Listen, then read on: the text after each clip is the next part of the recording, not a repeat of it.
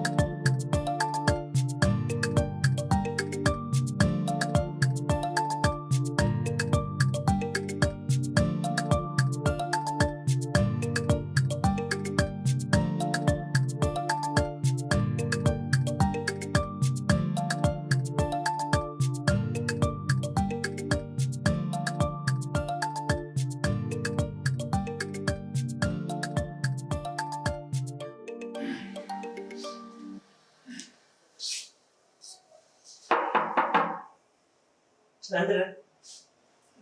Galle. Kaw.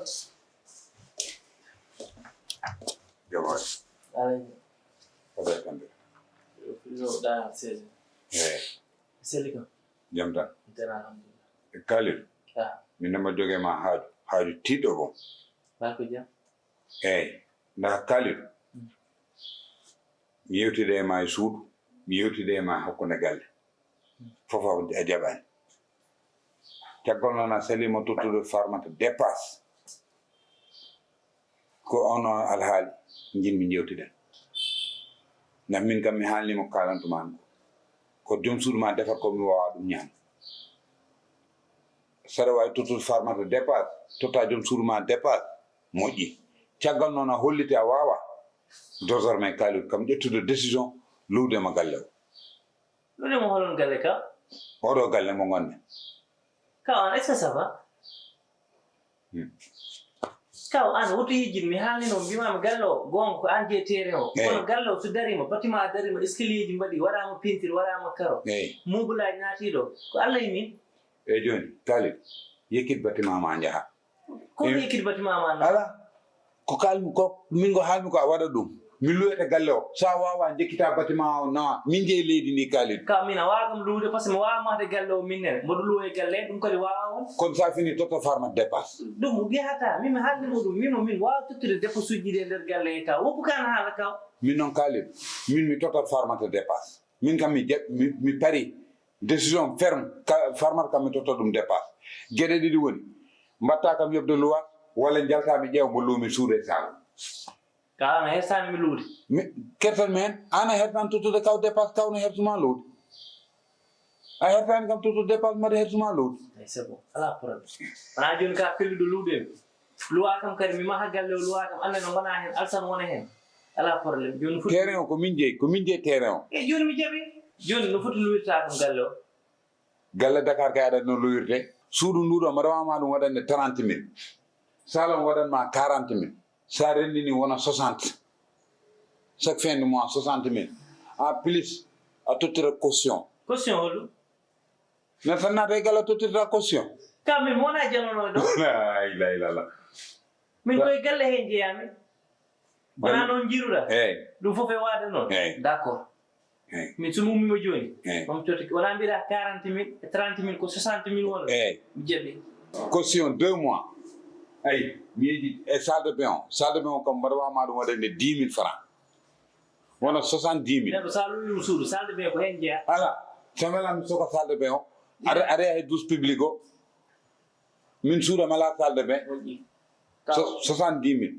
000 minen somi wino mboɗo luwa dépasse mo walla fayandam de somi wino mboɗo luwa ɗum ma Moussa joni kay jogo fayanda ma ala kono yimɓe joni min jogoto fayanda hooram yimɓe fotata ganna maslaha wona noon jiiruɗa so mummima joni wonɓe caution 2 mois 2 mois kalis kala to tawi mi loro ko tawi gati min saka min noon mawɗo ɗo ko foti hirsude wadde saka min noon min toɗɗoma gallam koɗɗa e duuɓe kitali kaw totanimi galle ɗum gañan minen ko terrain vidde tottuɗa kam terrain leydi mala e nder tottuɗa kam min darni bâtiment ƴettoye ciment ma darnoya bâtiment banggue goɗɗo ɗo kala to jiiɗa darnu bâtiment a sora terrain o anani o terrain guilama sood ɗum kaaliru mi waynakima mi roosi nana mi roosi salade ha Allah ruttam colmi o terrain eyyi mbaɗan fonma anon jiiruɗa mbaɗan fonma ala probléme mi foftotoɗo farmata ko jawo jeere Allah jaɓi min kaw min mi famanima kaw min waymi kono neɗɗo goɗɗo ni elle tan mo ganduɗa ana wona kawam direct ana honno luwirta baaɗe ganduɗa kañum mahi galle mbiya ɗo luuɗum gonɗon e galle goɗɗo aɗa ñaama aɗa yara taw ko dépasse mum wala probléme e no yiɗiri ni noon mbadiran mami tottuma caution makko so lewru ma mi yoɓumo location kono cikkumi kam ɓernde makko ma rokkatamo nangude on kalis aɗa rokkumi tan hay korka ka gase dow jaɓ yaha koota wayi no ɗuɗa lonka so Allah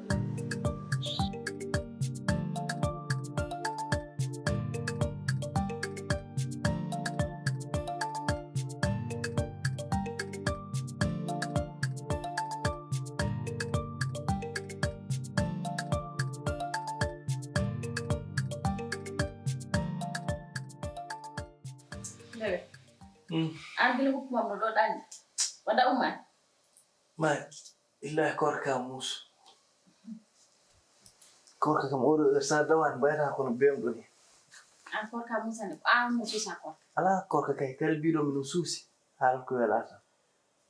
wallahi ko ma tinno kam kono lappoɗa tan gila suba ha joni wona ɗum tampuɗo c'est ça ummima kejjari a leltima tan hande gese wallahi min wona ɗum kaami o mo tomiɗa e damal no garda korri ko waɗa ɗo i aɗa majji gandaɗo kaw nanda jooɗi no jogo empu kam non ɗon lili e damale wonda kawam jalni ko ɗo ummi ɗo joni no gilana suude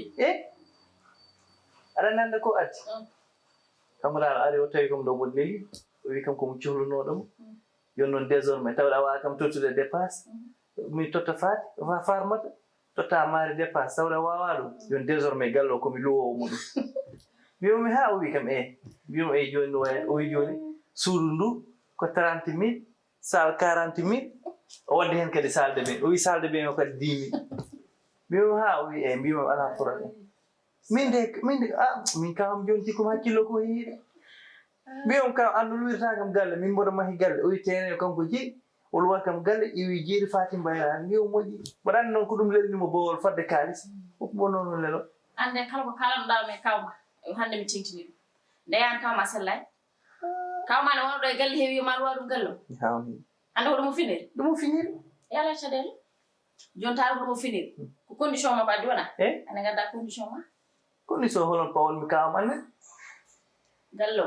suudu o nattami salde bain o natta saalo kam harmini fotoyaji fof ko wonɗo koye galle ko fof ma mata kadi so ndiyam ɗam ari facture en pecca ɗum courant o tami ɗiɗen aɗa on wat gallo kay ko noonu wi yo wonde noon aɗa maari an aɗa ƴoƴƴi aɗa addi ɗo feere par ce que kam kanaɗo kam ko kaaɗi tan safoto ɗum tawde kanko addi condition ji makko minen mami wimo mi jaɓi mami tottumo caution makko 2 mois kono koyngel makko natta e sande koyngel makko natta e suudu salde ɓe kam haala hay fotoyaji yo harmi hay par ce que somi waɗimo noon courant so gasi mi wiyamo min peccu walla so facture ari min peccu ndiyam noon joni o yalte ko woni o horani taw korka ma en a haali boom aɗa won koye hakkinaki par ce que kam ko haalata ko ala ɗon fawru hay nokku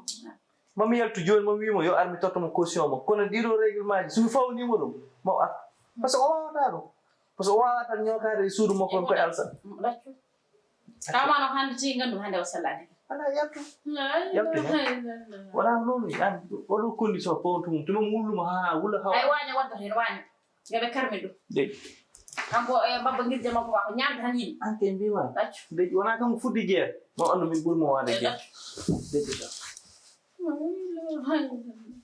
kamano ko hande tigi gandumi hande ko koɗa en ƴew tan galle neluɓe taɗa jooɗi ala ko gadduɗa nde garɗa ɗo gable ma ne jurni mbi kos anda hoore ma voilà Kaw. Ala do le dama suudi ya joni. Na wi no yam fay. An ko do no do. Farata mi yum sumari mo to ko kenya to la Kaw. Ami kam yam fay kali. Bodo mo le Allah. Wat ko mi man ko jomma. Wana. Gilal gotel non mo mi haalen. Wala mbira caution 2 mois. Lewru fof mi yomma suudu ndu 30.000 salo 40.000 a watti hen salde be 10.000 mi jabi Kaw kono non a fawi condition ma minen man faw condition non condition ko ba sa luwi kam suudam a hama non Kaw ko ngal ma o yebbit ber suudam sabu ka ludo min suudu ma minata e wala jabi minata suudu ma dire be ngel ko ngal ma wona natte salde salo kam harminu parce que a luwi kam min de kuloro e woni arno woni alsan min de kuloro wana jabi dépasse non mi haalino waɗa goto fof yo haade ñamde mum wona jaɓi ɗum no wawi wonde kali e mais komi jiɗo tan laaɓa kali ko yimɓe goni min mi andani probléme sa pari wonde ko mbimam ko falillahi hamdu tottam mi yaha ala ɗum totte kono jiɗmi tan laaɓa ɗum wona haydara kali kala ko joguiɗa mi woppi eyyi ɗum woppi hay fauteuil ma mi woppi ko hen jeeya par ce que min jeeyi fauteuil mi jonta hen jooɗa à part de aujourd'hui harmini fauteuil mi wonta hen jooɗade e moƴƴi ganduɗa noon Kaw jeere kam ko yo wontu jeere tan wona min mi noddi walo mi noddi jeere e jaɓade kali jeere kali guila battumi guerre mi andama guerre kam ganduɗa mbiɗa ƴewanno hen fuutankoɓe to ummiɗa to har mi mbiɗo ari galle baadi koɓe mbaddi a ƴetti noon décision aɗa luwa kam galle ko mbimam ko kam sundu e salo ɓe kam ya harmi golle puyi eyyi ɗum kam ko yo labtan e dow anni chaque les 5 min le premier mi yobma Kaw les 5 les 5 sa heɓan kam jalno bako soñi Kaw aɗa ko ɓuuri yaw ande ko tutuma kalisma aɗa tutuma kalisma yoɓo e ganduɗa noon sala dernière fois aɗa naata suuɗo kam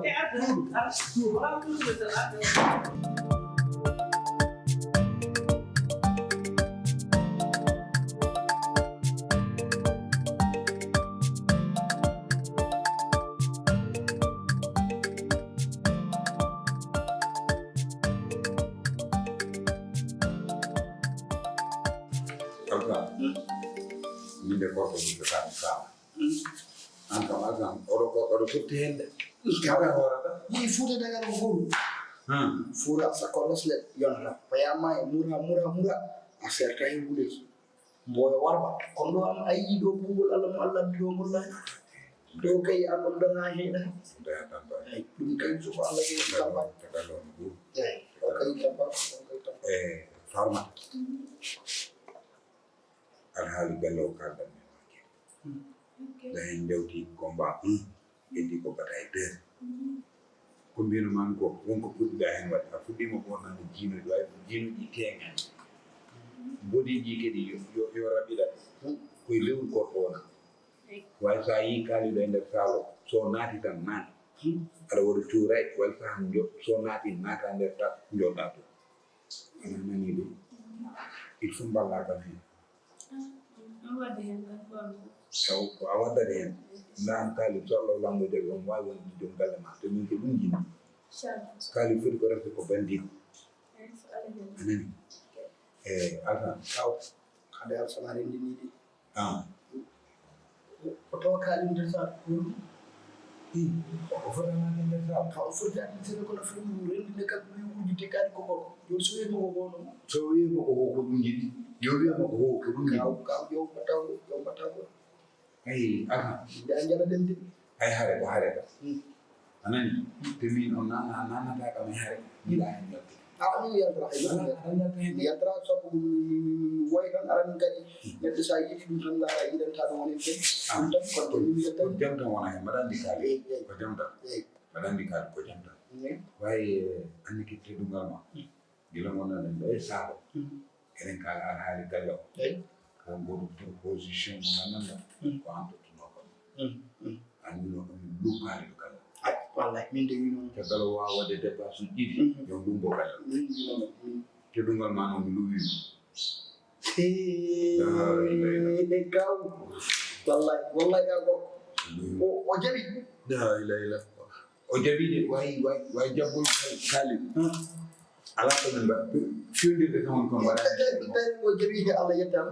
wonko ki hoɓɓe mbimami hey salde ɓe on luuri gasi aranno meeɗa ɗum yin ala ɗo en luweni ina luweni hay ɗum Allah yettam mi waɗi salo ko 40 mille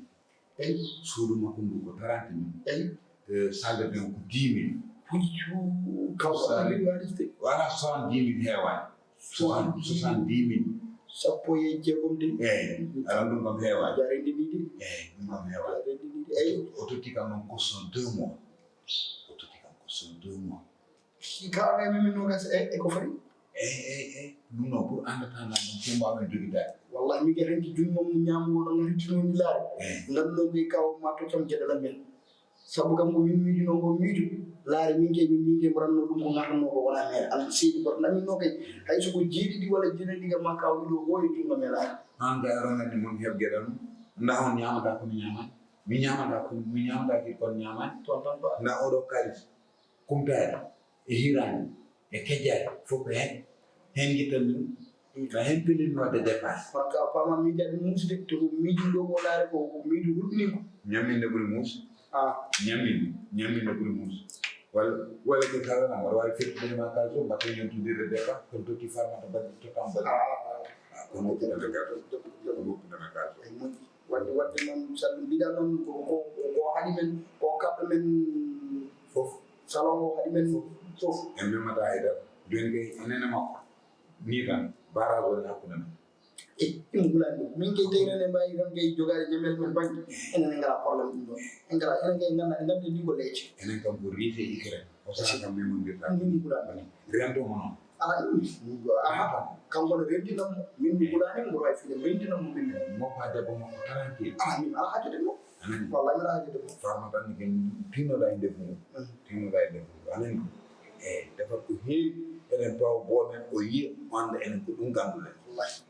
e charmation kadi e charmation hala ɗum noon charmation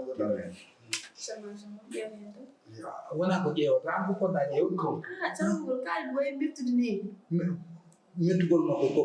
ko min tan e atan wallahi wona debbo an o meeɗa lawade e dow ma ko susa debbo makko o an noon an foti mo suusde suusa debbo makko an an wondaka ayan debbo hana debbo ko mawɗo comme mbir kanko wayi kirɗa tan cukɗo debbo kalɗo atanmo ɗum wonde mbir la tende toon yo hakkille ma wiye memata anani loko kalin ha logga tay wona ɗum ko rokkuma jam wona ɗum kaaliɗo kam safi ɗon furde ko ƴeeɓoto noon kanko koye min o wawade disede gorko mais dewol sa teldi ɗo tan a heɓan o ƴeeɓoto ɗum wokoye naggele ma o jaggede jeego wona ka woni ɗum bewi artugal mbeɗo feewa ɗum inde fof e suturu moƴo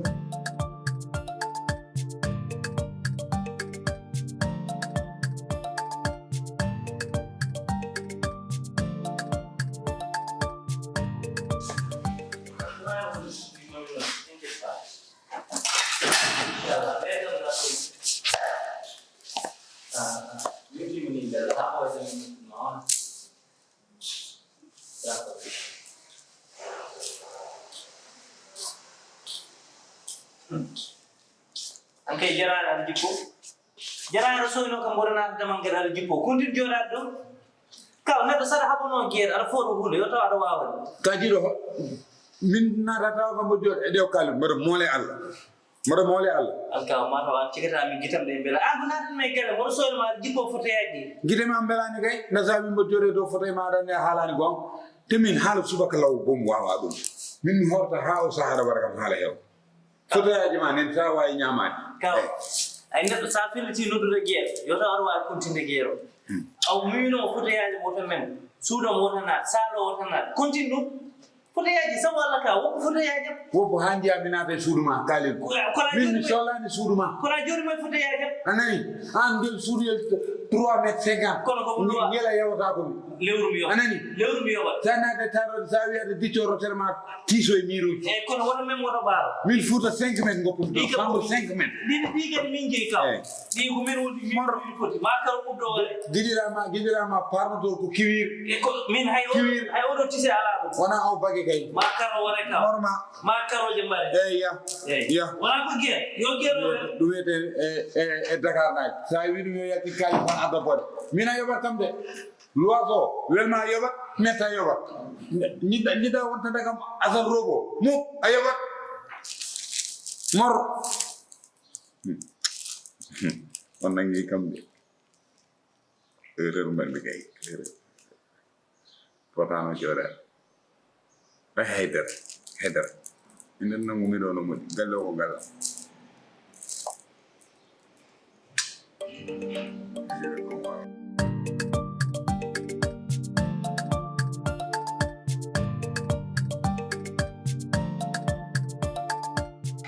Waalaikumsalam. PDG Elaza Munjai. Misal ni Munjai Jai. Cuma dah kan. Wana ada selikam. Masalah Jai. Wallahi ini mah video tan kuala jara majara. Aseli. Mau inshallah kuai mau difok mami nudi te wala. Kalau ni dawa dogo hande. Ni no kay ko nudi de matan tay ada nangi. Wada mo ji bieno ma tan ko urusogi nabe. Be mbi ala jarama wallahi fondation Ablaye wala Ndiaye ko harno fof wadi tawde no min wonno sababu c'est normal min nodduma a jarama seydi Ndiaye merci wallahi walla beydu kay jarama Mbada kawi Aseli. Ligeo. Kampanye konko. Belum nyendawa dende kumtare holɗuma ayan farmata aran ko ñinmam andinte ganda hoorema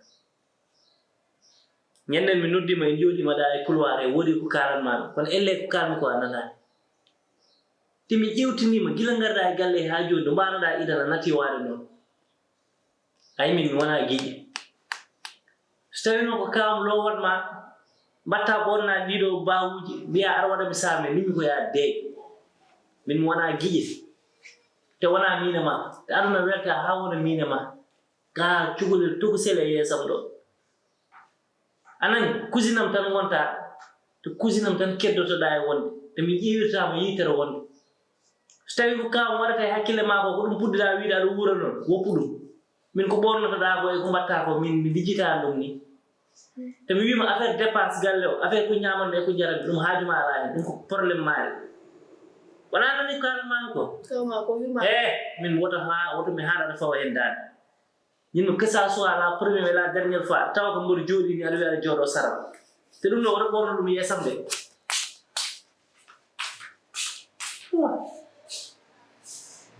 mais a waɗani haydara ɗum fof ko kaw waɗi kono so tawi kawam no wonma ne montuma pour min suiɗi poftoɗa siyaɗa ɓorno bawo jari wiya ko jiɗɗa kumtade min ko annan wonon tan kumtade min manda holle murtuɗa ni har ɓorno fuddade ɓornade bawuji zippo yon mbiya aɗa waɗa kam samme min aɗa wawi tan wadde samme wona ni mbatton son jaltinama galle wiya on gari ɗo ɓibamon nanda cousin mon yaltinimon galle kono wona ko kawa ɗum tan mbawa hoore ko ɗum diggi ɗon bawol hen ma coftu